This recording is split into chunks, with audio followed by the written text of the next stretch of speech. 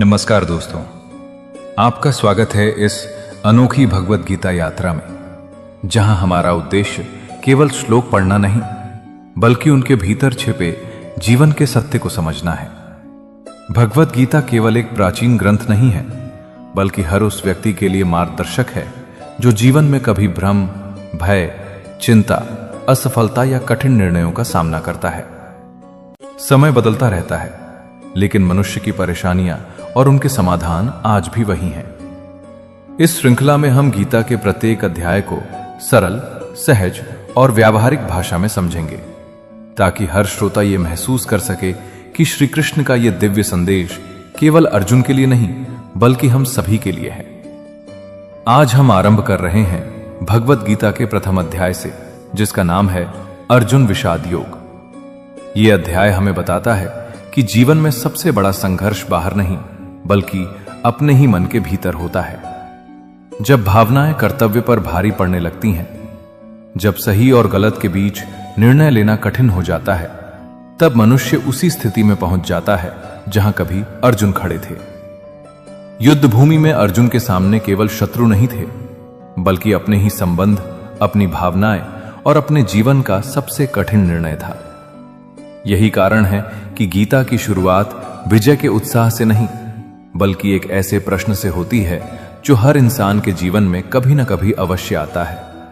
जब मन टूट जाए, तब सही मार्ग कैसे चुना जाए? आइए इस दिव्य यात्रा की शुरुआत करते हैं और जानते हैं कि प्रथम अध्याय हमें जीवन, कर्तव्य और मन की उलझनों के बारे में क्या अमूल्य शिक्षा देता है। यदि आपको हमारी ये पहल पसंद आए तो कृपया हमारे कृष्णा वंदन चैनल को सब्सक्राइब करें, इस वीडियो को लाइक करें और इसे अपने परिवार, मित्रों तथा सभी गीता प्रेमियों के साथ अवश्य साझा करें। आपका एक छोटा सा सहयोग भगवान श्री कृष्ण के इस दिव्य ज्ञान को अधिक से अधिक लोगों तक पहुंचाने में हमारी सहायता करेगा। अब आइए आरंभ करते हैं भगवत गीता के प्रथम अध्याय अर्जुन विषाद योग की दिव्य यात्रा। प्रथम अध्याय की शुरुआत महाराज धृतराष्ट्र के एक प्रश्न से होती है। धर्म क्षेत्रे कुरुक्षेत्रे समवेता युयुत्सवः मामकाः पांडवाश्चैव किम कुर्वत संजय। धृतराष्ट्र संजय से पूछते हैं, धर्मभूमि कुरुक्षेत्र में युद्ध करने के लिए एकत्र हुए उन मेरे और पांडु के पुत्रों ने क्या किया? धृतराष्ट्र जानना चाहते हैं कि युद्ध स्थल पर आखिर हो क्या रहा है। धृतराष्ट्र अंधे थे, देख नहीं सकते थे, लेकिन आंखों से ही नहीं, मन और मस्तिष्क से भी उन्हें पता था कि वह धर्म के साथ नहीं है, क्योंकि धर्म तो वहां होता है जहां श्री कृष्ण होते हैं।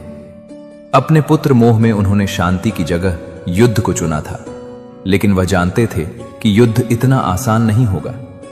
अपने जीवन में जब हम कुछ करते हैं तो हम भी समझ रहे हैं कि हमारे किए का नतीजा क्या होगा, और ऐसा ही धृतराष्ट्र के साथ भी था।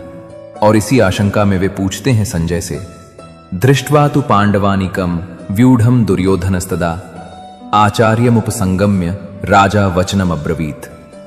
संजय आंखों देखा हाल बताते हुए उत्तर देते हैं, हे राजन, दुर्योधन पांडवों की सेना की व्यूह रचना को देख रहे हैं और यह बात गुरु द्रोणाचार्य को जाकर कहते हैं। संजय को दिव्य दृष्टि प्राप्त थी, तो युद्ध से दूर होते हुए भी युद्ध को देख सकते थे। वह जो देख रहे थे वही बता रहे थे। इसमें वह अपनी तरफ से कुछ भी नहीं कह रहे थे, सिर्फ आंखों देखा हाल बता रहे थे, जैसे हम लोग रनिंग कमेंट्री सुनते हैं। इसी तरह ये उन्हीं की दिव्य दृष्टि, डिवाइन विजन का कमाल था कि हम गीता सुन रहे हैं। पश्यताम पांडुपुत्राणाम आचार्य महतीं चमूम व्यूढ़ाम द्रुपदपुत्रेण तव शिष्येण धीमता। हे आचार्य, पांडुपुत्रों की यह बड़ी भारी सेना आपके ही बुद्धिमान शिष्य धृष्टद्युम्न द्वारा रची गई है। व्यूह रचना का मतलब हुआ कि किस विशेष तरीके से सेना के योद्धा खड़े हैं। एक ऐसा व्यूह जिससे उस सेना के बीच घुसना असंभव हो, और अगर कोई उसमें घुसने में सफल भी हो जाता है तो कभी बाहर ना आ सके। जब शत्रु या समस्या को हम देखते हैं तो वो हमें बहुत बड़ी और विकराल दिखाई देती है, और मन में ये डर भी रहता है कि कुछ कर गुजरें, कि अगर हम इसमें घुस भी गए तो क्या होगा? क्या हम बाहर आ पाएंगे? क्या हम जीत पाएंगे? ऐसी ही सोच से दुर्योधन भी गुजर रहा है। अत्र शूरा महेश्वासा भीमार्जुन समायुधि युयुधानो विराटश्च द्रुपदश्च महारथा धृष्टकेतुश्चेकितानः काशीराजश्च वीर्यवान् पुरुजित कुंती भोजश्च शैब्यश्च नरपुंगवा युधामन्युश्च विक्रांत उत्तमौजाश्च वीर्यवान् सौभद्रो द्रौपदेयाश्च सर्व एव महारथा। इन 3 श्लोकों में दुर्योधन पांडुपुत्रों की सेना के महान योद्धाओं का नाम ले रहा है। जब भी युद्ध होता है तो आप अपने सामने खड़ी सेना के योद्धाओं को जांच परख कर रखते हैं। वैसे ही दुर्योधन भी कर रहा है। दुर्योधन द्रोणाचार्य को बताता है, बड़े बड़े धनुष वाले तथा युद्ध में भीम और अर्जुन के समान शूरवीर सात्यकी और विराट तथा महारथी राजा द्रुपद तथा बलवान काशीराज, पुरुजित, कुंती भोज और मनुष्यों में श्रेष्ठ शैब्य, पराक्रमी युधामन्यु तथा बलवान उत्तमौजा, सुभद्रा पुत्र अभिमन्यु एवं द्रौपदी के 5 पुत्र, ये सभी महारथी हैं। इससे यह पता चलता है कि चाहे शत्रु हो या शत्रु के जैसी समस्या, उसके बारे में सब कुछ जानना चाहिए। समस्या के हर पहलू से हमें वाकिफ होना चाहिए।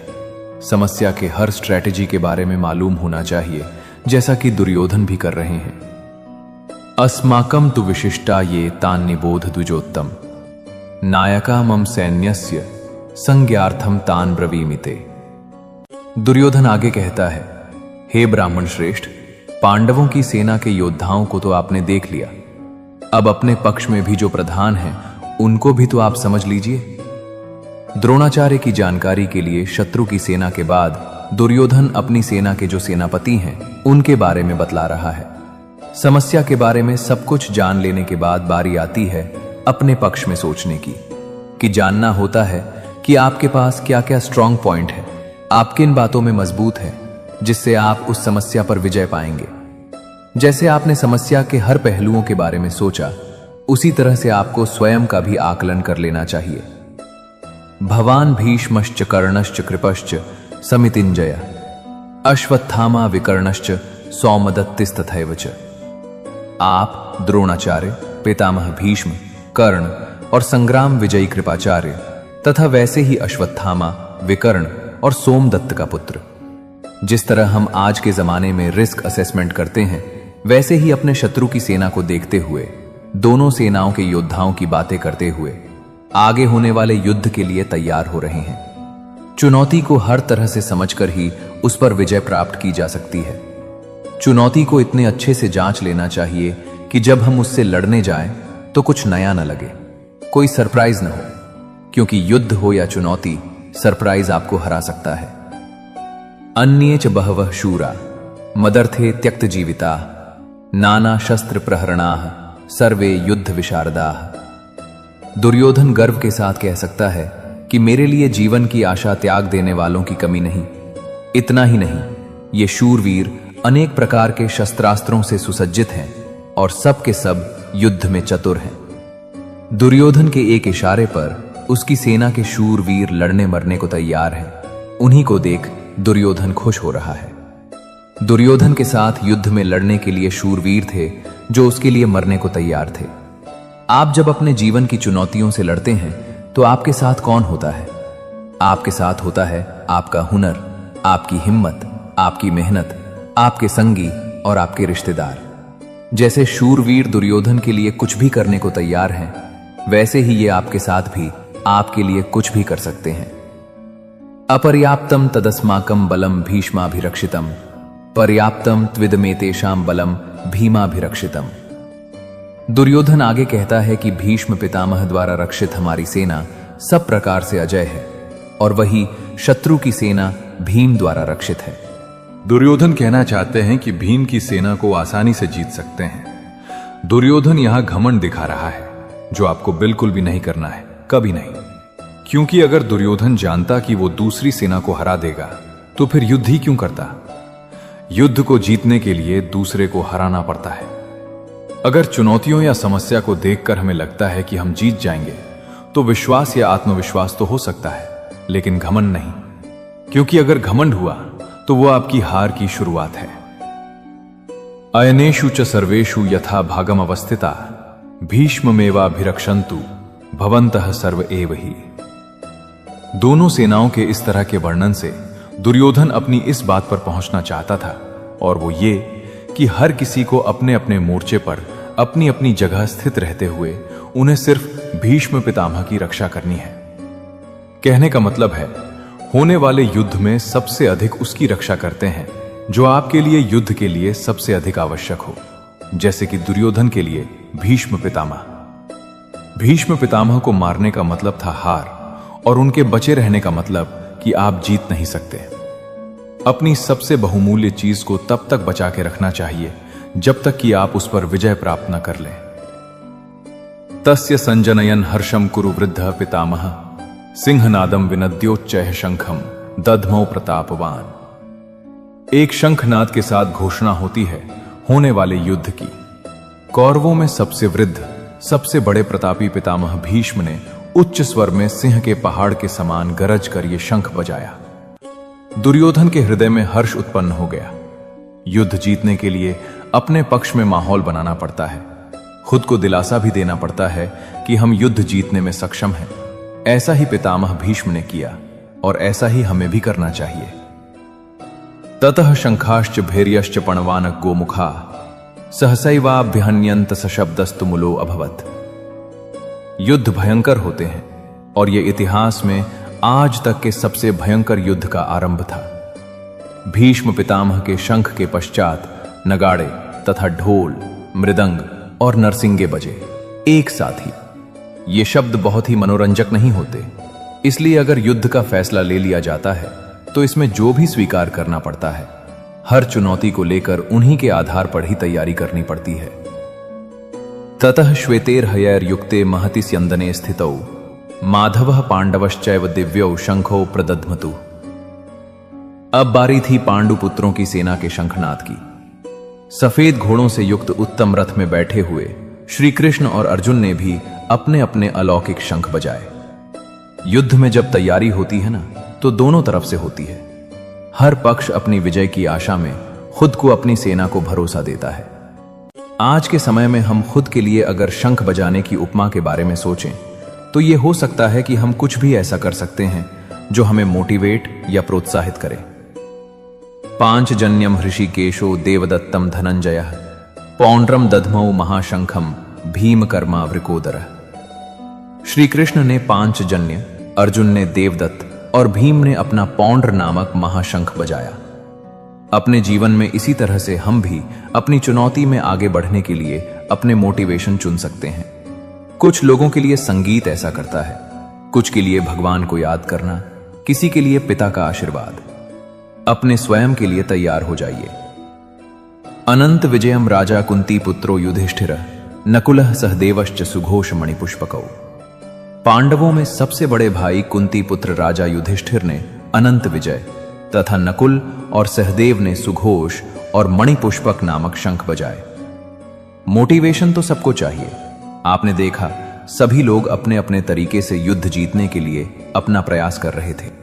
काश्याश्च परमेश्वासः शिखंडी च महारथः धृष्टद्युम्नो विराटश्च सात्यकिश्च पराजितः द्रुपदो द्रौपदेयाश्च सर्वशः पृथ्वीपते सौभद्रश्च महाबाहो शंखांदधमो पृथक पृथक।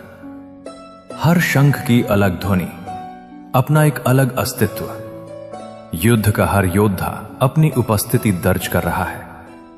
श्रेष्ठ धनुष वाले काशीराज और महारथी शिखंडी एवं धृष्टद्युम्न तथा राजा विराट और अजय सात्यकी, राजा द्रुपद एवं द्रौपदी के पांचों पुत्र और बड़ी भुजाओं वाले सुभद्रा पुत्र अभिमन्यु। संजय धृतराष्ट्र को बताते हैं कि राजन, सब ने अपनी ओर से अलग अलग शंख बजाए। महाभारत का युद्ध ऐसा था जिसमें हर बड़े से बड़ा योद्धा भाग ले रहा था। ऐसे विरले मौके को कोई कैसे छोड़ सकता था। हमारे लिए ध्यान देने की बात यह है कि सच्चा योद्धा तो वही है जो युद्ध के लिए तत्पर रहे। युद्ध को आप माने या न माने, लेकिन उसके लिए हमेशा तैयार। इसलिए हर योद्धा शंख बजाकर सबको अपने होने का एहसास करवा रहा है। सघोषो धार्तराष्ट्राणाम हृदयानि व्यदारयत नभश्च पृथ्वीम चैव तुमुलो अभ्यनुनादयन। युद्ध से पहले जैसे आप शत्रु को अपनी शक्ति दिखाकर डराने का प्रयास करते हैं, वैसे ही यहां भी हो रहा है। संजय कहते हैं कि इस भयानक शब्द ने आकाश और पृथ्वी को भी गुंजाते हुए धृतराष्ट्र के अर्थात आपके पक्ष वालों के हृदय विदीर्ण कर दिए। जब हम हुंकार भरते हैं और चुनौती देते हैं तो बड़े से बड़े शत्रु को भी डर लगता है। यह हुंकार ऐसी होनी चाहिए कि शत्रु सोचे कि वह किससे युद्ध करने जा रहा है। आप चाहे इंटरव्यू के लिए जाए, किसी से मिलने जाए, आपका हुनर, आपकी प्रतिभा ऐसी होनी चाहिए कि सामने वाला आपके कौशल से प्रभावित हो जाए। अथ व्यवस्थितान दृष्ट्वा धार्तराष्ट्रान कपिध्वजः प्रवृत्ते शस्त्र संपाते धनुरुद्यम्य पांडवः ऋषिकेशम तदा वाक्यमिदमाह महीपते। अर्जुन उवाच सेनयोरुभयोर्मध्ये रथम स्थापय मेच्युत। अर्जुन ने मोर्चा बांधकर डटे हुए धृतराष्ट्र संबंधियों को देखते हैं, फिर अपना धनुष उठाकर ऋषिकेश श्री कृष्ण से कहते हैं, हे अच्युत, मेरे रथ को दोनों सेनाओं के बीच में खड़ा कीजिए। अच्युत अर्थात अटल, जो अपने स्थान से हटता नहीं, जिसका नाश नहीं हो सकता। श्री कृष्ण का एक नाम अच्युत भी था, और जो अपने सारथी से दोनों सेनाओं के बीच में दाने को कह रहे हैं। अर्जुन ने श्री कृष्ण को इसलिए चुना था कि वह जानता था कि जब साक्षात भगवान उसके साथ हैं तो मतलब धर्म के साथ है।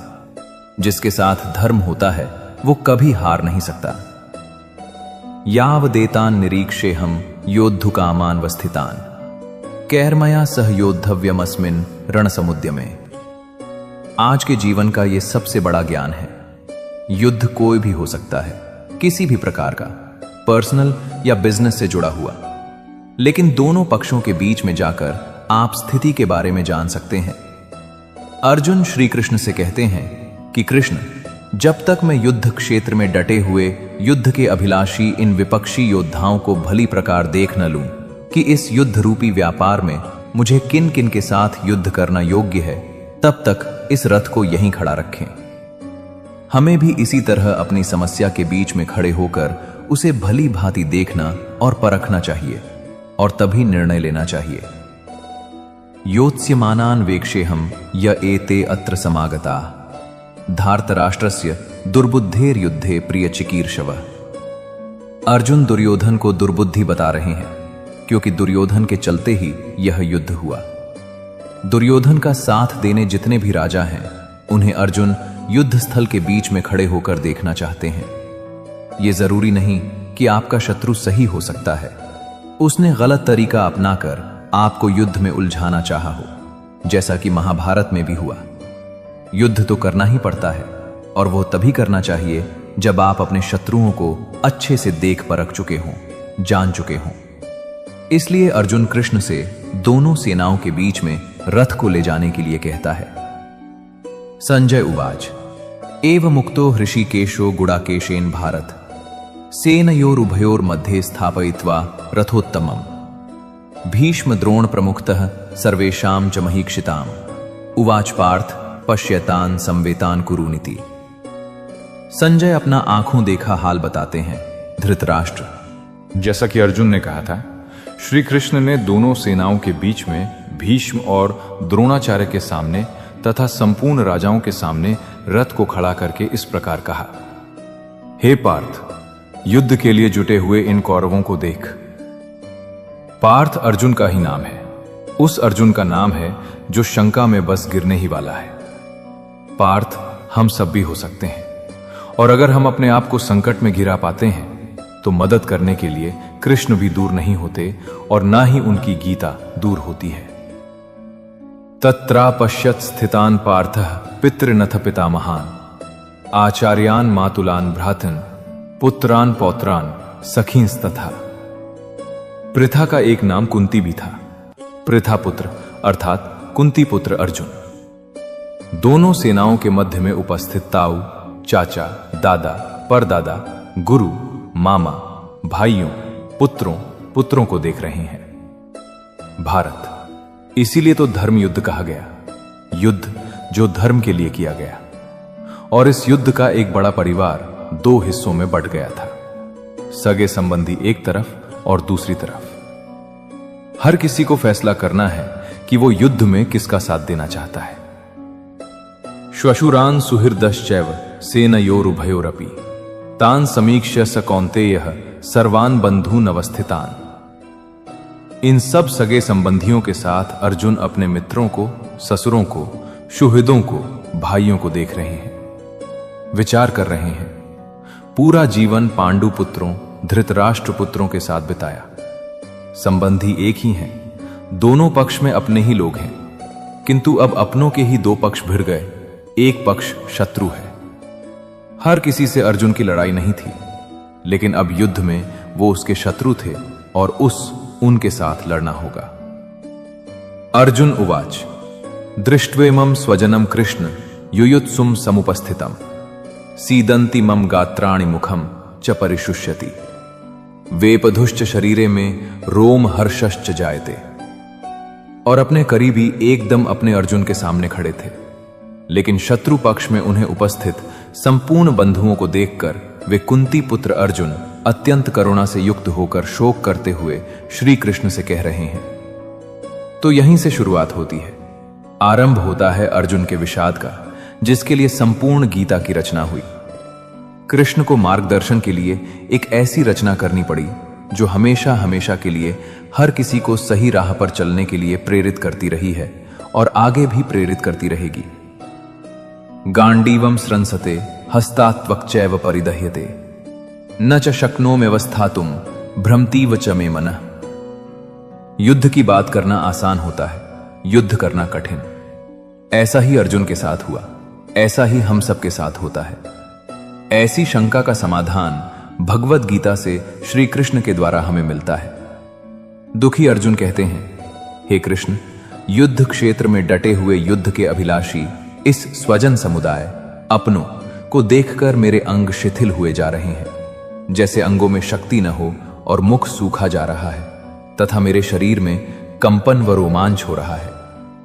न जाने कितनी ही बार ऐसा हम सब के साथ होता है कि जब युद्ध के सम्मुख होते हैं तो शक्ति खत्म हो जाती है। यह परीक्षा की घड़ी के समय पर भी ऐसी ही घबराहट होती है ना। गांडीवम स्रंसते हस्तात्वक्चैव परिदह्यते न च शक्नोम्यवस्थातुम भ्रमतीव च मे मनः। अर्जुन अपने दुख को बता रहे हैं। उनका दुख हमारी दुविधाओं से अलग नहीं है।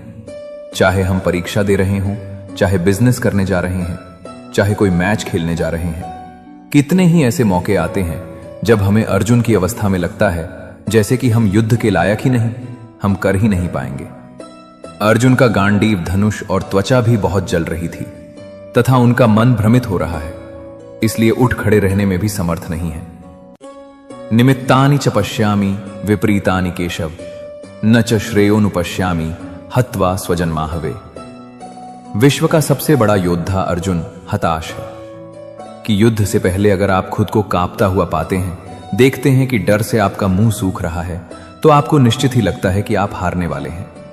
दुनिया खत्म सी होती दिखती है, चारों तरफ अंधकार समय महसूस होता है। ऐसे ही समय में हमें एक मार्गदर्शक की जरूरत होती है।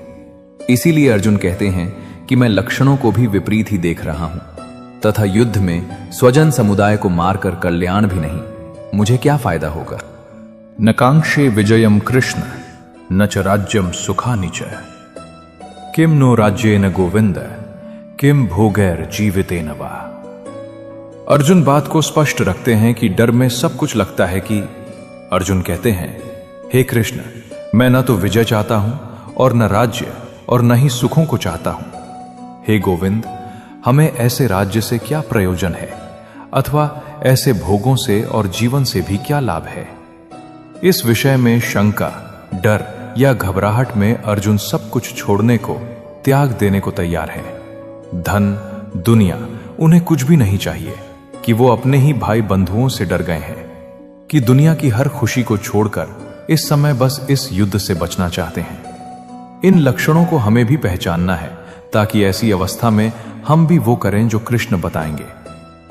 येषामर्थे कांक्षितम नो राज्यम भोगाः सुखानि च त इमे अवस्थिता युद्धे प्राणांस त्यक्त्वा धनानि च आचार्यः पितरः पुत्रास्तथैव च पितामहः मातुलाः श्वशुराः पौत्राः श्यालाः संबंधिनस्तथा। अर्जुन कहते हैं, हमें जिनके लिए राज्य, भोग और सुख आदि अभीष्ट हैं, वे ये सब धन और जीवन की लालसा को त्याग कर युद्ध में खड़े हैं। आप सोचिए, जीवन का हर युद्ध, हर काम हम अपनों के लिए करते हैं। हमारा सारा काम, सारे फायदे, सारी सुख शांति, भाग दौड़ सिर्फ और सिर्फ अपनों के लिए होती है, और यहां पर हमें अपनों को ही मारना पड़ रहा है। इससे बड़ी क्या दुविधा होगी। अब वही अपने आप को मारने के लिए खड़े हैं और आपको भी उन्हें मारना पड़ेगा। ऐसी दुनिया किस काम की। तो यही रुझान अर्जुन के मन में है। अर्जुन के सामने खड़े हैं उनके गुरुजन, पितामह, पुत्र, दादा, परदादा, मामा, ससुर, साले और भी कई सारे संबंधी लोग। अर्जुन अपने हर संबंधी को करीब से पहचान रहे हैं और पहचान के उन्हें बता भी रहे हैं कि हे मधुसूदन, यदि मुझे तीनों लोकों का राज्य भी मिले तो भी मैं इन सबको मारना नहीं चाहता। फिर पृथ्वी के लिए तो कहना ही क्या है। अगर आप युद्ध करने का निर्णय लेते हैं तो क्या आप ये कह सकते हैं कि मैं इसे शत्रु को मारूंगा और उसे नहीं? युद्ध में तो हर कोई एक सैनिक होता है, और अगर वह शत्रु पक्ष से है तो आपको उसको मारना ही है, यही बता रहे हैं। हां हे मधुसूदन, मेरे मारने पर अथवा तीनों लोकों के राज्य के लिए भी मैं इन सबको मारना नहीं चाहता। फिर पृथ्वी के लिए तो कहना ही क्या है।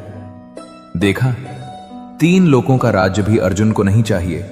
अगर उसके लिए उसे अपनों का वध करना पड़ता है, उसे कुछ नहीं चाहिए। जीवन में कई बार ऐसी घड़ी आती है जब हमको जो सबसे प्रिय होता है उसका त्याग करना पड़ता है, क्योंकि हमें अपने ध्येय की ओर बढ़ना पड़ता है। और अगर हम ऐसा करते हैं तभी हमें ध्येय की प्राप्ति होती है। क्या आप अपनी सबसे प्यारी चीज को छोड़ सकते हैं? निहत्य धार्तराष्ट्रान्नः का प्रीति स्यात् जनार्दन पाप में वाश्रये दस्मान हत्वैतानाततायिनः। अर्जुन आगे कहते हैं, हे जनार्दन, धृतराष्ट्र के पुत्रों को मारकर हमें क्या प्रसन्नता होगी? इन आतताइयों को मारकर हमें तो पाप ही लगेगा ना। शत्रु पक्ष में आता है तो अपने अपनों को मारकर, अपनों को दुख देकर केवल पाप ही मिल सकता है। तो ये पुत्रों के लालच का ही परिणाम था। आपके भाई भाई आमने सामने थे। लालच से कभी किसी का भला नहीं होता, महाभारत में भी नहीं हुआ। एक पक्ष को जीतना था तो दूसरे पक्ष को मारना था। तस्मान नारहा वयम हंतुम धार्तराष्ट्रान् स्वबांधवान् स्वजनम ही कथम हत्वा सुखिनः श्याम माधव। क्या अपने परिवार को मारकर आपको सुख मिल सकता है? इसीलिए महाभारत को धर्म युद्ध कहा जाता है। ऐसा धर्म संकट हो तो आप क्या करें? अर्जुन पूछते हैं। अपने ही बांधव और धृतराष्ट्र के पुत्रों को मारने के लिए हम सक्षम नहीं, क्योंकि अपने कुटुंब को मारकर हम कैसे सुखी होंगे? जब कभी आपके सामने ऐसी परिस्थिति आए जिसमें लालच की वजह से बंटवारा हो रहा हो या झगड़ा हो रहा हो, तो ठंडे दिमाग से अर्जुन की शंका के बारे में सोचिएगा और देखिएगा, इतना करके, दुनिया का सबसे बड़ा युद्ध करके किसको क्या हासिल हुआ? यद्यप्येते न पश्यन्ति लोभोपहच्चेतसः कुलक्षय कृतं दोषम मित्रद्रोहे च पातकम कथम न गेयमस्माभिः पापादस्मान् निवर्तितुम कुलक्षय कृतं दोषम प्रपश्यद्भिर्जनार्दन। आपका शत्रु किसी भी प्रकार के पाप को करने को तैयार है, लेकिन आप समझते हैं कि जो गलत, अनुचित है वो नहीं करना चाहिए। इन दिशाओं में अर्जुन ने इसी दुविधा को बताया। लोभ से निश्चित रूप से उन लोगों के नाश से उत्पन्न दोष को और मित्रों से विरोध करने में पाप को, नाश से उत्पन्न दोष को जानने वाले हम लोगों को इस पाप से निवृत्त होने का क्यों नहीं विचार करना चाहिए? दुश्मन गलत कर रहा है, वो नहीं समझता, लेकिन आप तो समझते हैं। तो समझदार होने के नाते आपको युद्ध से निवृत्त होने का सोचना चाहिए। लेकिन अगर युद्ध से हट गए तो उसे आपकी हार मानी जाएगी। क्या उसके लिए तैयार होंगे? कुलक्षये प्रणश्यन्ति कुल धर्मा सनातना धर्मे नष्टे कुलम कृत्स्नम धर्मो अभिभवत्युत। जहां परिवार खत्म हो जाता है वहां कुछ नहीं बचता। कुल का नाश होने का मतलब सब कुछ खत्म हो जाना होता है। ऐसी स्थिति में अर्जुन फंसे हुए हैं। वो कहते हैं, कुल के नाश से सनातन कुल धर्म नष्ट हो जाते हैं तथा धर्म का नाश हो जाने पर संपूर्ण कुल में पाप भी बहुत फैल जाता है। अर्जुन जो कहना चाहते हैं वो ये कि अगर परिवार नष्ट होता है तो धर्म नष्ट होता है। धर्म नष्ट होने से पूरे कुल, संपूर्ण परिवार में पाप पड़ता है। परिवार ही है जो हमें अपनी जड़ों से, अपने गुणों से, अपने आदर्शों से जोड़कर रखता है। उसके खत्म होते ही समाज में चारों तरफ बुराई बढ़ने लगती है। आप चाहें तो अपने चारों तरफ भी देख सकते हैं। जहां परिवार का सम्मान नहीं, वहां किसी भी बात का सम्मान नहीं होता और समाज पतन की ओर ही जाता है। अधर्माभिभवात कृष्ण प्रदुष्यन्ति कुलस्त्रियः स्त्रीषु दुष्टासु वार्ष्णेय जायते वर्ण संकरः। परिवार की भलाई उसकी स्त्रियों पर निर्भर करती है। अगर कोई घर बनता है तो वो परिवार की महिला की वजह से बनता है। जिस घर में महिला नहीं होती तो कहते हैं कि उस घर का कोई भविष्य ही नहीं। और अगर ये स्त्रियां दूषित या भ्रष्ट हो जाएं तो उसका क्या असर होता है। अर्जुन कहते हैं, हे कृष्ण, पाप के अधिक बढ़ जाने से कुल की स्त्रियां अत्यंत दूषित हो जाती हैं और स्त्रियों के दूषित हो जाने पर वर्ण संकर उत्पन्न होता है। संकरो नरकायैव कुलघ्नानाम कुलस्य च पतंति पितरो ह्येषाम लुप्त पिंडोदक क्रिया। वर्ण संकर का यहां पर मतलब है जहां वर्ण या समाज की मर्यादाओं को सम्मान न देते हुए अलग अलग तरीके से गलत वर्णों के मेल से जब संतान की उत्पत्ति होती है तो सब कुछ खत्म कर देती है। इसीलिए समाज के नियम बड़े सोच समझ कर बनाए गए होते हैं और इतने हजारों बरसों की सोच और उस नियमों को बिना सोचे समझे नहीं तोड़ना चाहिए।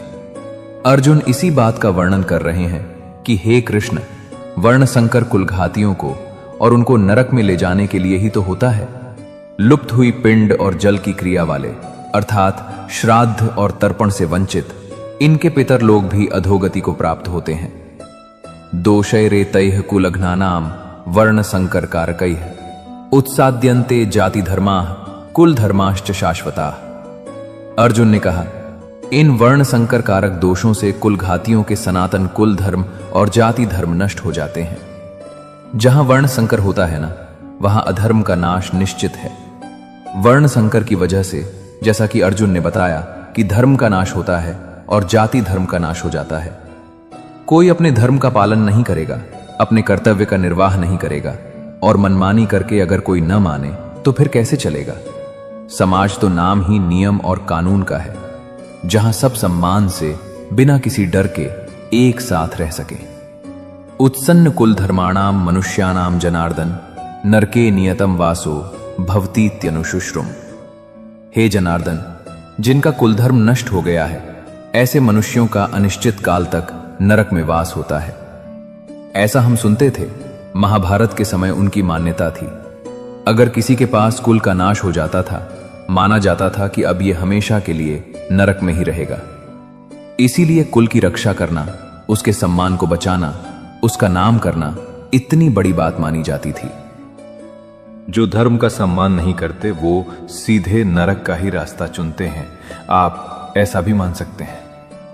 जहां धर्म नहीं होता वो जगह अपने आप ही नरक बन जाती है। हम चारों तरफ ऐसी कई जगह देखते हैं। अहो बत महत पापम कर्तुम व्यवसिता वयम यद राज्य सुख लोभेन हंतुम स्वजनम उद्यता।